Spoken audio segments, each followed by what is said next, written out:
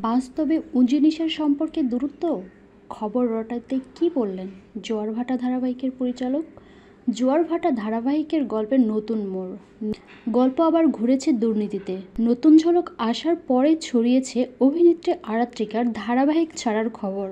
শুক্রবার সকাল স্টুডিও পাড়ার দুই নায়িকার সমীকরণ নিয়ে গুঞ্জন। অভিনেত্রী আরাত্রিকা মাইতি এবং শ্রুতি দাসের ব্যক্তিগত সম্পর্ক নিয়ে আচমকাই আলোচনার শুরু। এমনকি অন্দরের গুঞ্জন, জোয়ার-ভাটা ধারাবাহিকে আর দেখা যাবে না আরাত্রিকার চরিত্রটিকে। জোয়ার-ভাটা ধারাবাহিকের গল্পে নতুন মোড়। নিশার বিয়ে নিয়ে কিছুদিন চলার পরে গল্পে আবার ঘুরেছে দুর্নীতিতে, যেখানে দেখা যাচ্ছে দুই বোন এবার দুর্নীতির কবলে। যে ঘটনার জেরে আলাদা হয়ে যাচ্ছে উজি এবং নিশা, দুই বোন পরস্পরকে খুঁজছে। নতুন ঝলক আসার পরে ছড়িয়েছে অভিনেত্রী আরাত্রিকার ধারাবাহিক ছাড়ার খবর। এই প্রসঙ্গে আনন্দবাজার.com এর তরফ থেকে যোগাযোগ করা হয় ধারাবাহিকের পরিচালক বাবু বণিকের সঙ্গে। তিনি বলেন, আমি সত্যিই জানতে চাই কেন এই ধরনের মন গড়া কাহিনী দেওয়া হচ্ছে।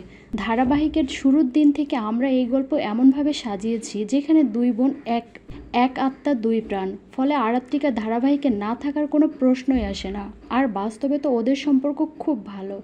কোনো দৃশ্যের শট করতে গিয়ে পরস্পরকে সাহায্য করে ওরা। সূত্র বলছে, বৃহস্পতিবার শ্রুতি এবং স্বর্ণেন্দুর সমাদরের বিবাহবার্ষিকীতে আরাত্রিকা সহ প্রত্যেকে চুটিয়ে মজা করেছেন।